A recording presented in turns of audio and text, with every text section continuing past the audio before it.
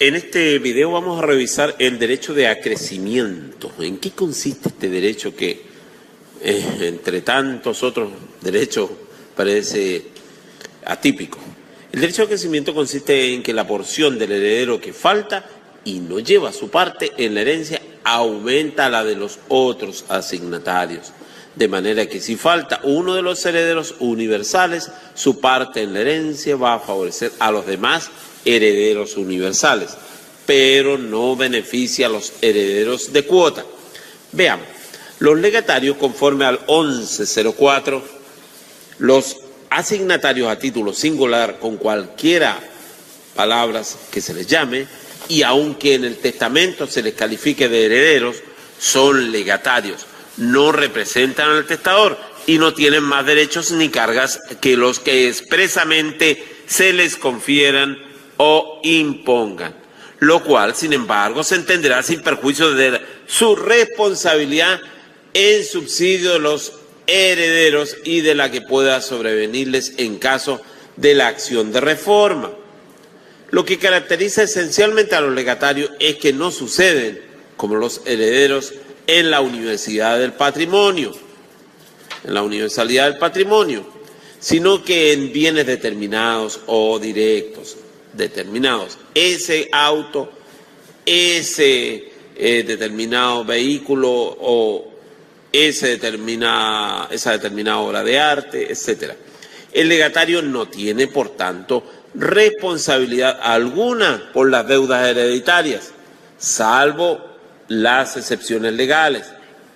¿Cuáles excepciones legales serán estas?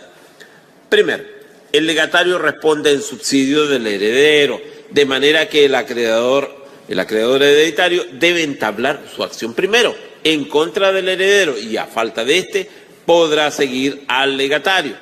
Dos, puede sobrevenir la responsabilidad por el ejercicio de la acción de reforma del testamento. Esto quiere decir que el testador efectúa sus legados con cargo a la mitad legitimaria o a la cuarta de libre disposición. Según los casos, es muy posible que el testador, al efectuar tales legados, exceda la parte de libre disposición con perjuicio de la mitad legitimaria o de la cuarta de libre mejoria. Ahora, los legatarios conforme al 951 se subclasifican en, vamos a ver esta subclasificación, lo más básico posible. El legatario de especie o cuerpo cierto es aquel en que el legado se encuentra individualizado como especie. Por ejemplo, dejo a Juan mi casa ubicada en Avenida Irarrázaval 245 de la comuna de Ñuñoa, ¿ya? O dejo a Pedro mi casa ubicada en calle La Magnolia 2245, comuna de Rosales. Legatario de género. ¿Cuál es el legatario de género? Aquel en que el legado está individualizado genéricamente. Ejemplo, dejo a Juan 40 vacas, 20 fanegas de trigo. Pueden ser cualquier fanega, pero tienen que ser 20, derechamente, ¿ya? Es decir, acá hay, recordemos los primeros videos cuando hablamos de qué era una especie, qué era, en fin, cuando describíamos los bienes. Bueno, recordemos eso y nos va a quedar más claro. ¿Cuál es la importancia de esta clasificación? Es importante porque el legatario de especie adquiere el dominio de la cosa legada en el momento en que fallece directamente de éste, por el modo de adquirir la sucesión por causa de muerte. En cambio, en el legatario de género, no se adquiere inmediatamente por sucesión por causa de muerte el dominio del objeto legado, sino que se adquiere por sucesión por causa de muerte un derecho personal para exigir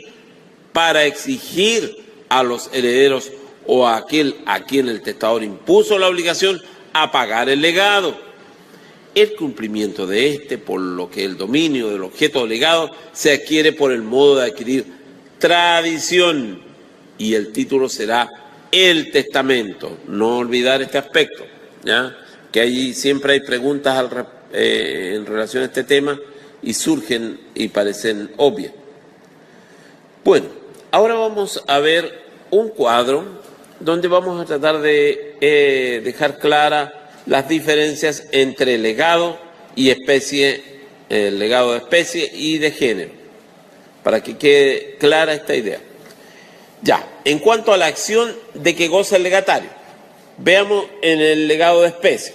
Se hace dueño al momento en que se produce el fallecimiento del causante, ¿ya?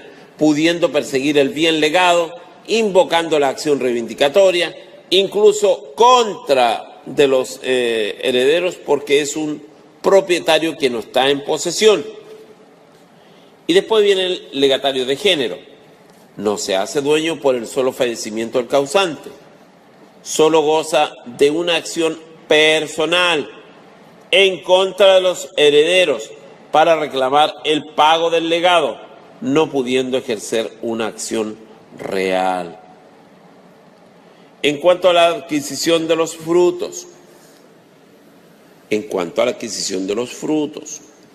se hace dueño en el caso del legatario de especie, se hace dueño de los frutos de la cosa legada desde el fallecimiento del causante, conforme al principio de que las cosas producen y perecen para su dueño, y el modo por el cual se hace dueño de los frutos es la accesión. Recordemos la accesión en los anteriores videos. Por otra parte tenemos el legatario de género. En cuanto a la adquisición de los frutos estamos hablando ahora.